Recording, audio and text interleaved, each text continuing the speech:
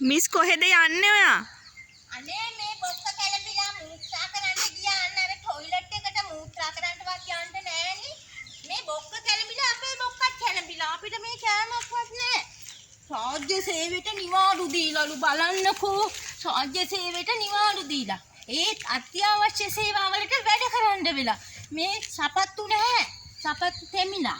මේස් තෙමිලා. ඉතින් අපි මේ සෙරෙප්පු දාගෙන වැඩට ඉන්නේ. ඔයාලට වැස්සේ නැති? අපිට නම් වහිනවා. මේ බෙන්ගාලේ බොක්ක විතරක් නෙවෙයි අපේ බොක්කත් කැළඹිලා. ඛණ්ඩ තනක් නැහැ. ඔක්කොම කඩවල් වහලා.